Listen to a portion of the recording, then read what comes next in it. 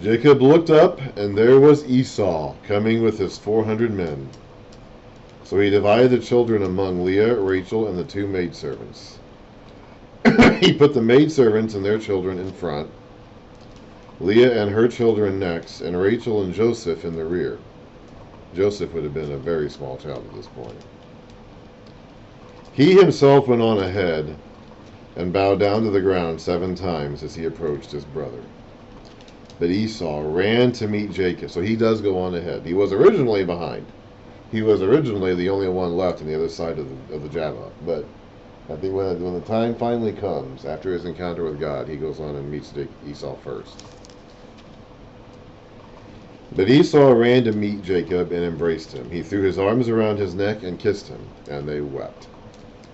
Then Esau looked up and saw the women and children. Who are these with you? He said. So Esau is not in a vengeful mood any longer.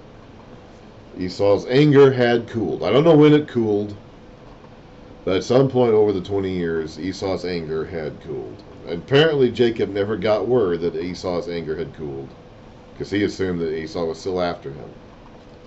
But Esau was not, at least not after him to kill him. He was after him to make up with him, not to kill him.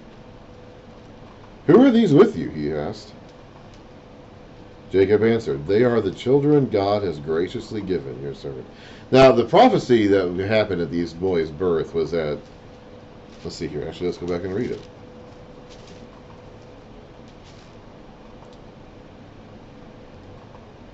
The older will serve the younger. One people will be stronger than the other, and the older will serve the younger. Esau never served Jacob. Now, the Edomites, the nation that comes after him, will. But Esau never served Jacob. Jacob, in fact, bowed down to Esau. But that prophecy will be fulfilled in the nations that come after them. Then the maidservants and their children approached and bowed down. Next, Leah and her children came and bowed down. Last of all came Joseph and Rachel. So it was Rachel and Joseph. Now it's Joseph and Rachel. And they too bowed down. Esau asked, what do you mean by all these droves I met? To find favor in your eyes, my lord, he said. But Esau said, I already have plenty, my brother. Keep what you have for yourself. No, please, said Jacob. If I have found favor in your eyes, accept this gift from me. For to see your face is like seeing the face of God, now that you have received me favorably. That's how powerful reconciliation can be between two estranged brothers.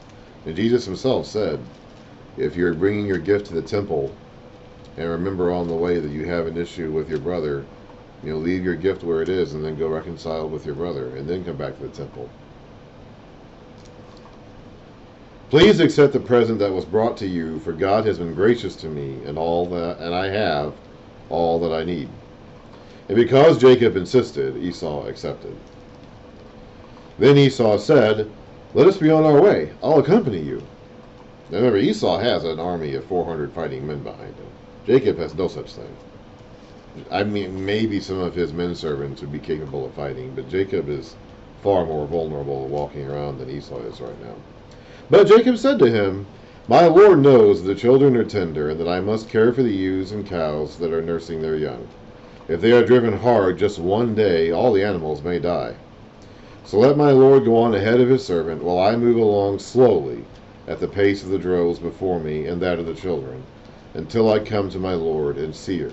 Then Esau said, so he cannot travel at the pace that Esau travels. Esau's traveling around with a bunch of fit fighting men fit adult men of fighting age, and Jacob is not. Esau said, then let me leave some of my men with you. Why do that? Jacob asked. Just let me find favor in the eyes of my Lord. So that day Jacob started on his way back to Seir.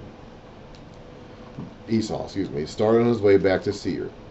Jacob, however, went to Succoth. Now, he said he was going to Seir. I don't know if he changed his mind or if he never actually intended to go to Seir. I don't know.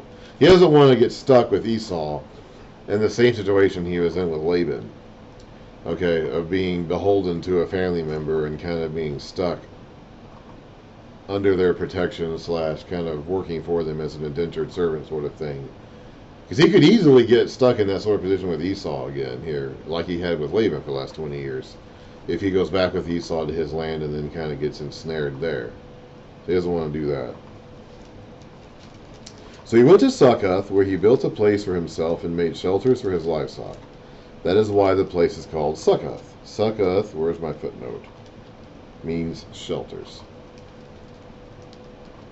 After Jacob came from Paddan Aram, he arrived safely at the city of Shechem in Canaan, and camped within sight of the city. For 100 pieces of silver he bought from the sons of Hamor, the father of Shechem. So there's a city of Shechem, and then there's a guy in the city called Shechem. I don't know if the city was named after the guy, or the guy named after the city, or what. But the leader of the city of Shechem is called Shechem. So the plot of ground, or the Hamor, his son is named Shechem. So he bought from this guy the plot of ground where he pitched his tent. There he set up an altar and called it El Elohe Israel, which means God, the God of Israel, or mighty is the God of Israel.